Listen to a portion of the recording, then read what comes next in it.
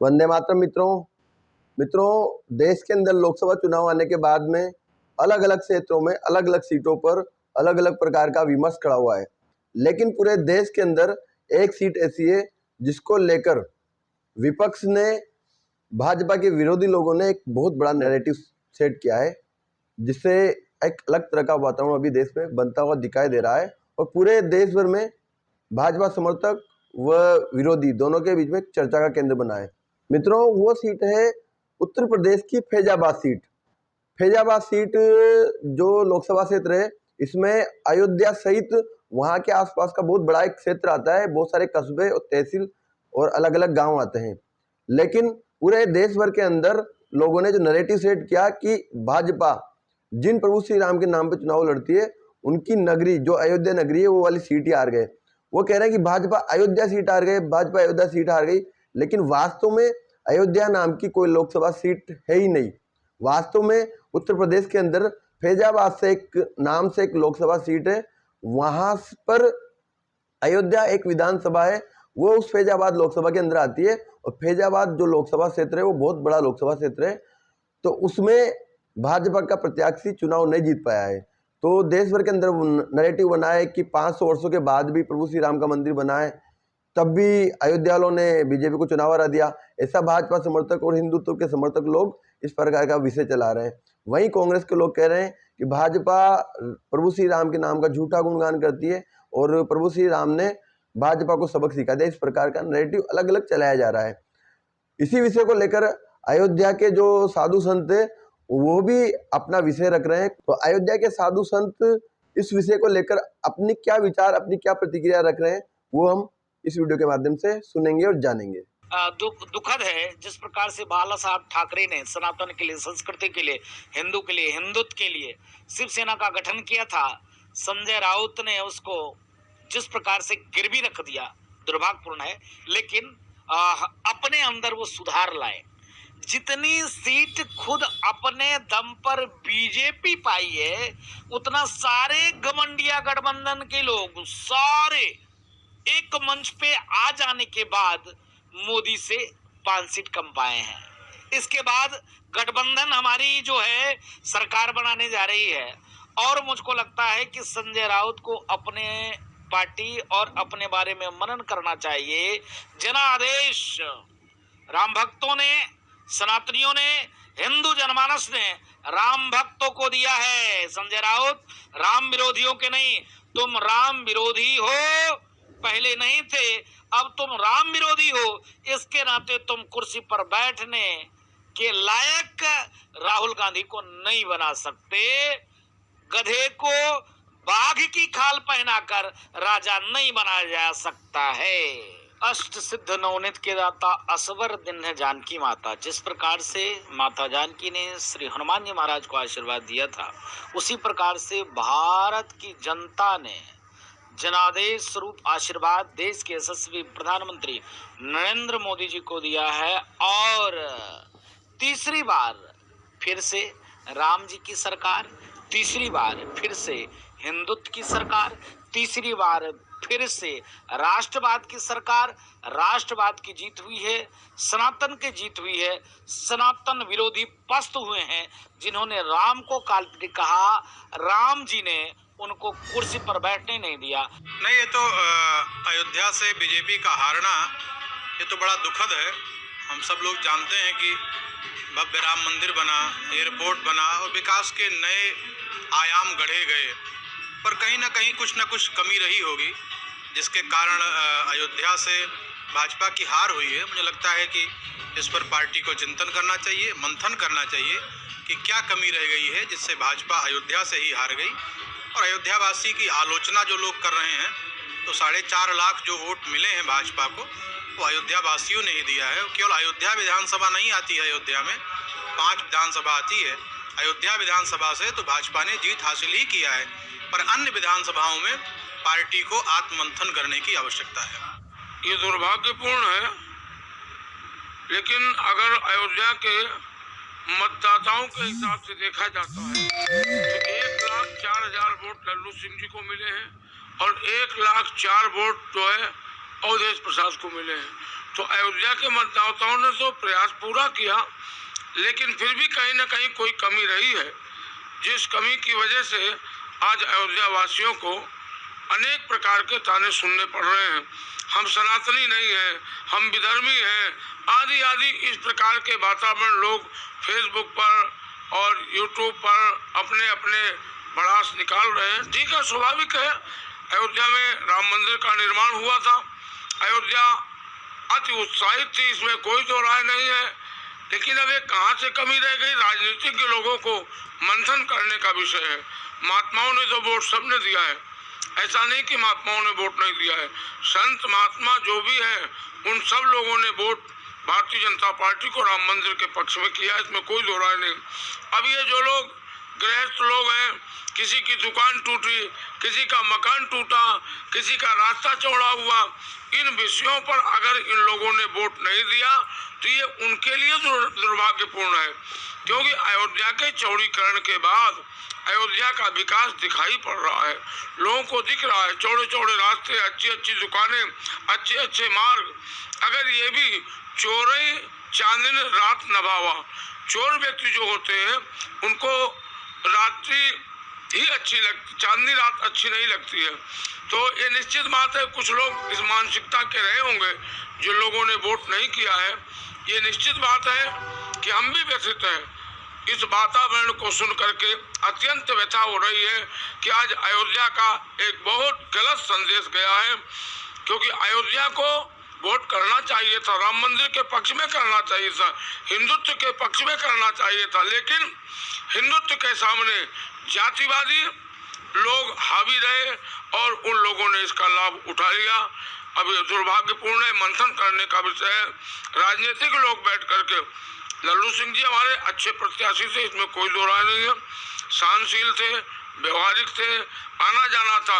और अब जो प्रत्याशी है वो अयोध्या की तरफ झांकेगा भी नहीं, अयोध्या को देखेगा भी नहीं, अयोध्या की तरफ कभी आएगा भी नहीं, उसका कोई लेना देना नहीं अयोध्या से। इतने बड़े आंदोलन में आज तक कोई सुख दुख में वो व्यक्ति कभी अयोध्या नहीं आया है, अवधेश प्रसाद। इसलिए ये वोट जो भी पड़ा है बहुत गलत पड़ा है और इससे पूरी दुनिया में बहुत गलत संदेश गया है। 6 दिसंबर 1992 का वो कालिक जो राम भक्तों ने पूरे देश से आकर अयोध्या में विध्वंस कर दिया था, लेकिन राम मंदिर बनने के उपरांत ये जो कालिक अयोध्या वासियों के मस्तक पर लगा है, ये शायद हजारों हजार वर्ष तक ना ध्वस्त हो और ये जीवन भर हिंदू, अयोध्या का हिंदू अपने मस्तक पर लेकर घूमेगा और नमक हराम की तरह देखा जाएगा। जिसने राम मंदिर को बनवाया उसी को अयोध्या वासियों ने हरा देने का काम किया है। ये संपूर्ण अयोध्या के लिए, संपूर्ण भारत के हिंदुओं के लिए और संपूर्ण विश्व में पहले हिंदुओं के लिए इससे ज्यादा दुख की बात कुछ नहीं हो सकती है कि जिन माननीय प्रधानमंत्री मोदी जी ने, योगी जी ने जिस अयोध्या में आते थे तो लगता था कि आसपास के किन्हीं सीट के विधायक और सांसद हैं, ऐसा कभी लगा ही नहीं कि वो प्रधानमंत्री हैं। और उसके बाद भी उनको हरा देने का काम किया है।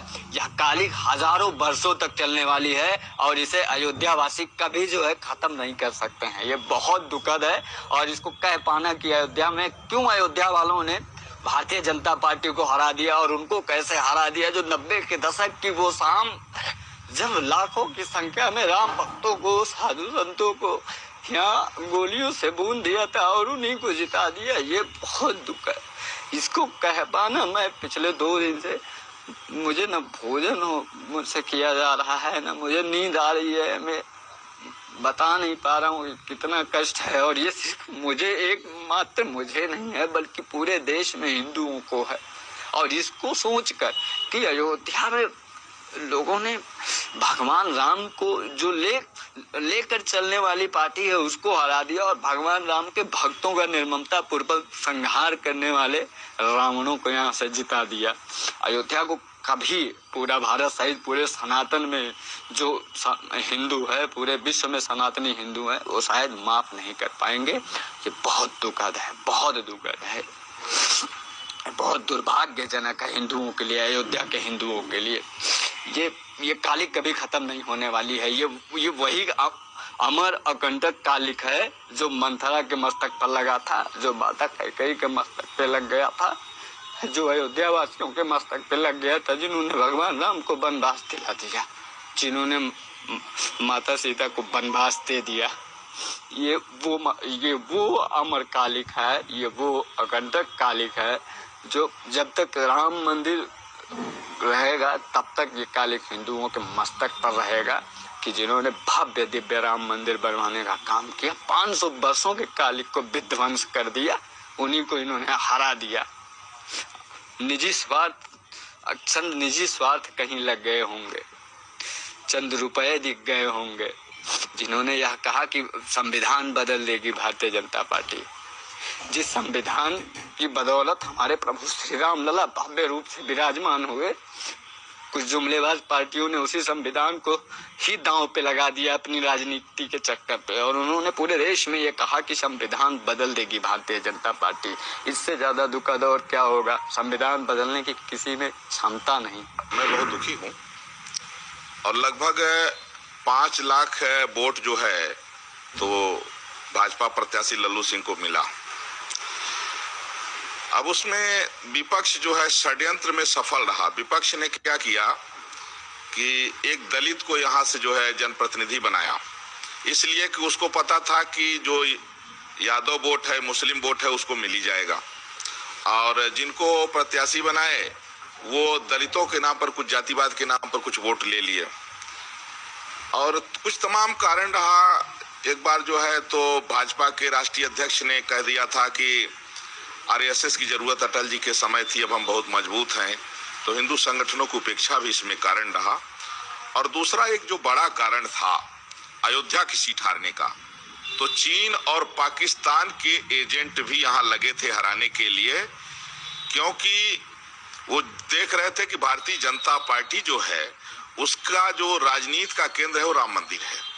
तो चीन और पाकिस्तान के एजेंट यहाँ रात रात घूम करके, और वो जो है यहाँ पैसा भी काफी बांटे हैं, तो वो दलितों को और ओबीसी को जो है तो समझाने में और खरीदने में कामयाब रहे।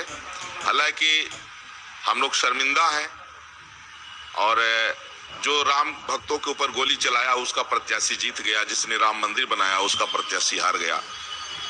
यही कुछ जो है कल्याण समय के समय में भी हुआ था। ये अत्यंत दुखद रहा और यह कमी जल्दी पूरी भी होगी। ये अयोध्यावासी दोगले हैं, जब भगवान राम के नहीं हुए तो ये किसी के होंगे? ये किसी के नहीं हो सकते। जब माता सीता पे लांछन लगा दिए ये लोग, तो ये लोग जब माता सीता पे लांछन लगाए, उन्होंने त्याग करवाए, तो ये अयोध्यावासी किसी के नहीं हो सकते। ये अयोध्यावासी भगवान के नहीं हुए तो योगी मोदी के क्या होंगे? ये दोगले हैं। जब भगवान राम गए थे लंका पे चढ़ाई करने के लिए, उस समय भी अयोध्यावासियों को लेके भगवान नहीं गए थे। उनको मालूम था कि अगर अयोध्यावासी को लेके जाएंगे तो वास्तव में धोखा कर देंगे, ये रावण से समझौता कर लेंगे, इसीलिए वो लेके नहीं गए। इसीलिए ये अयोध्यावासी पे कभी विश्वास मत करना। जो राम को लाए थे अब उनको लाए थे, लाएंगे, यही नारा अयोध्यावासी पहले कर रही थी। अब कहाँ गया वो नारा? अब कहाँ गया? जो राम को लाए थे तुम लोगों ने ठुकरा दिया। तुम्हारे लोगों के जीवन पे धिक्कार हो, ऐसे अयोध्यावासी पे धिक्कार हो।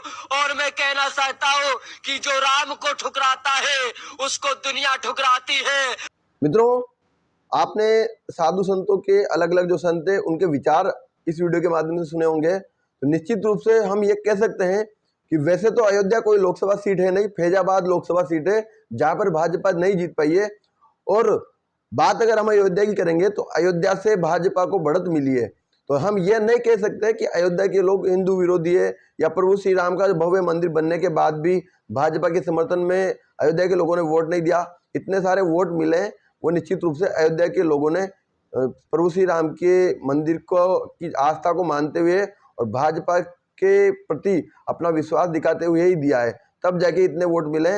निश्चित रूप से फैजाबाद एक बहुत बड़ी लोकसभा क्षेत्र है, वहाँ पर भाजपा के प्रत्याशियों की कोई ना कोई कमी रही होगी, वहाँ पर रणनीति की कोई कमी रही होगी, इसलिए वहाँ पर भाजपा विजय नहीं हो पाई है। तो मित्रों, आप सभी से मैं इस विषय को लेकर यही आग्रह करूंगा कि प्रभु श्री राम सभी के आस्था के केंद्र है और अयोध्या वासियों के प्रति हमें नकारात्मक जो नैरेटिव कांग्रेस और वामपंथी दलों ने वह मीडिया के माध्यम से चलाया गया है, इसे अब रोकने की आवश्यकता है। और हमें जो सोशल मीडिया पे अयोध्या विरोधी, अयोध्या के लोगों के विरोध में जो नैरेटिव चल रहा है, इस पर प्रतिबंध लगे। आप सभी इस प्रयास को सकारात्मक रूप से करेंगे, ऐसी आशा और विश्वास है। वंदे मातरम। भारत माता की जय।